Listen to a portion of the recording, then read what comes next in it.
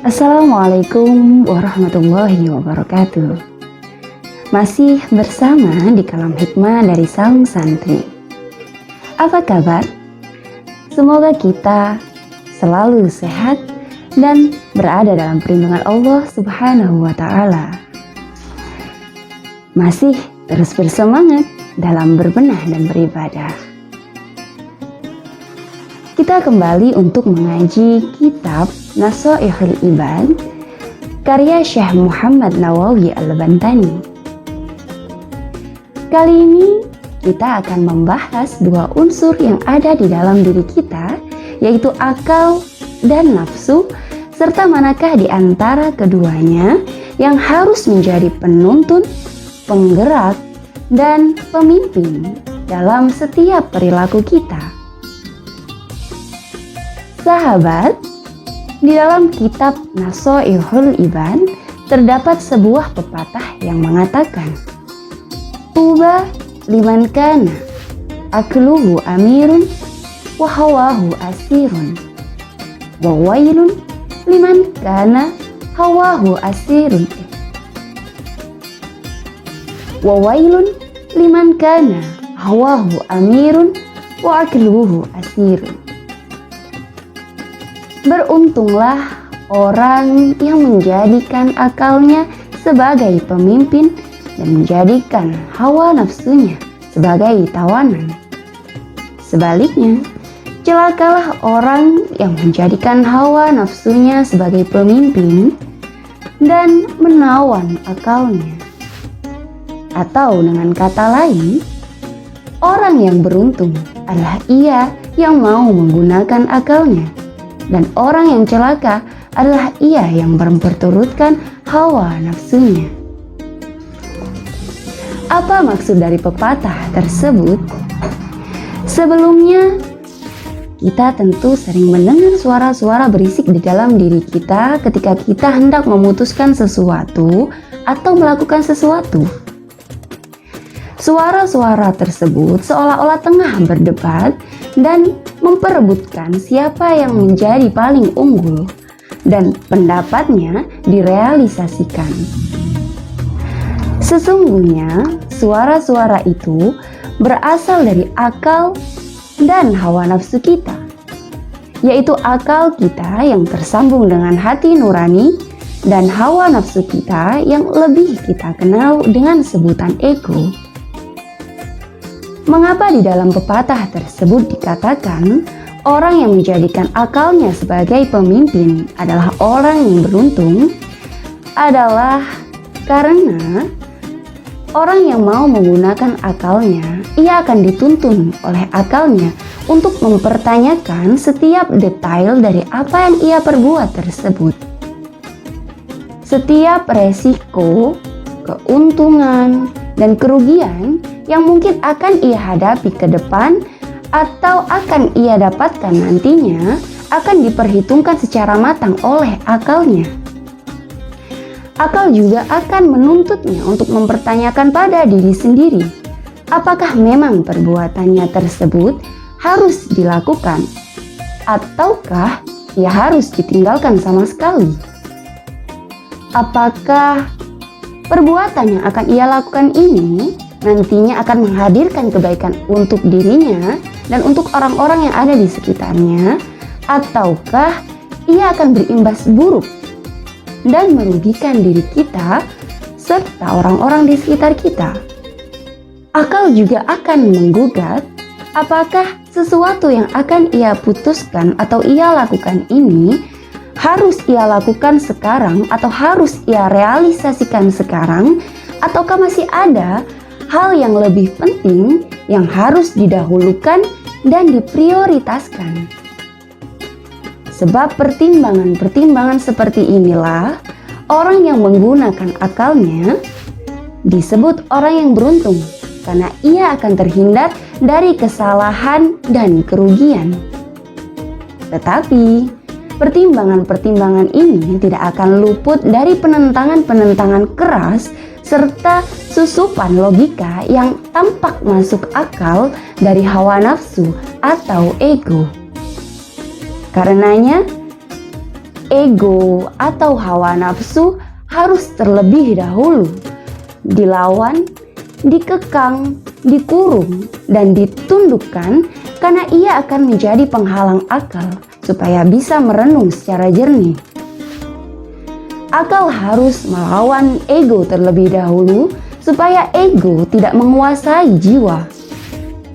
Dengan cara apa? Yaitu dengan cara memberitahu berbagai akibat dari ego.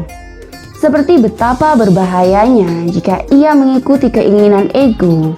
Betapa ego lambat laun perlahan-lahan akan membawanya melakukan perbuatan yang mengarah pada aib, celah, dan dosa besar. Serta bahwa ego akan memberikan pengaruh yang begitu buruk pada hati dan jiwa dan membuat kita melakukan berbagai macam kesalahan, baik kita sadari ataupun tidak kita sadari. Sahabat, bagian kedua dari pepatah ini mengatakan bahwa orang yang celaka adalah ia yang menjadikan hawa nafsunya sebagai pemimpin. Dengan kata lain, ia terus-menerus mengikuti keinginan hawa nafsunya. Seperti yang sudah dikatakan, ego bisa merusak akal pikiran.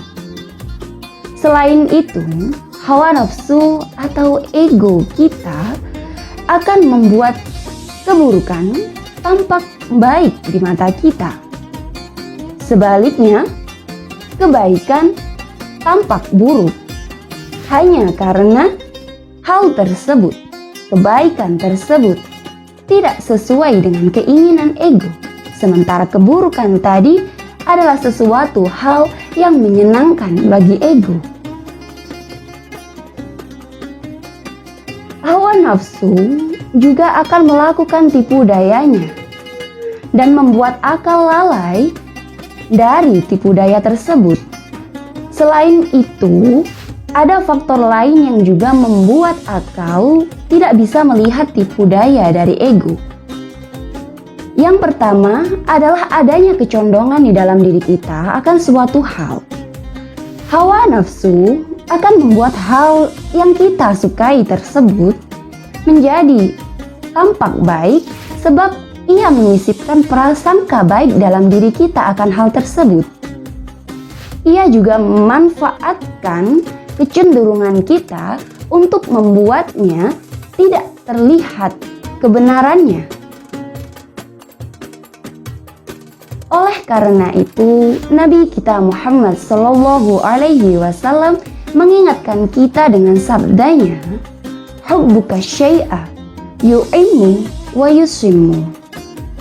Kecintaan kita akan sesuatu akan membutakan kita dan menulikan kita, yakni membutakan kita dari kebenaran akan apa yang kita cintai dan menulikan kita dari mendengar nasihat atau kebenaran dari yang kita cintai. Faktor yang kedua adalah pikiran kita malas untuk merenungkan hal-hal yang sesungguhnya kita ragu akan kebenarannya dan lebih memilih untuk melakukan hal yang lebih mudah dan ringan. Sementara sifat ego atau hawa nafsu sangat waspada dan siaga untuk mencari celah dan kesempatan demi melakukan muslihatnya. Karena itu, Al-Abbas bin Abdul Muttalib menyarankan kepada kita bahwa jika ada dua hal yang samar bagi kita, hendaknya kita memilih yang paling berat di antara keduanya. Mengapa? Karena hawa nafsu atau ego kita akan berpaling dari hal yang berat tersebut.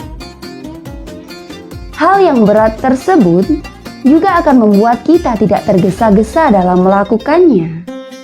Dan ketenangan dan durasi waktu yang cukup lama dalam ketidaktergesaan itu akan membuat kebenaran dari suatu hal perlahan tampak semakin jelas dan terang. Sahabat, mungkin terbesit dalam pikiran kita, kenapa ini terasa rumit? Sebenarnya tidak ada yang rumit di dunia ini. Mungkin itu hanya perasaan dan pikiran kita. Atau jangan-jangan kita masih menjadi bagian mereka yang dikendalikan oleh hawa nafsu atau ego kita. Na'udzubillah. Karena itu, baik menggunakan akal supaya ia bisa mempertimbangkan perilaku ataupun melawan ego dan menundukkannya membutuhkan perjuangan dan kesungguhan dari dalam diri kita. Simaklah jawaban dari para bijak bestari ketika ada yang bertanya kepada mereka, siapakah yang paling pantas mendapatkan kemenangan dalam perjuangannya?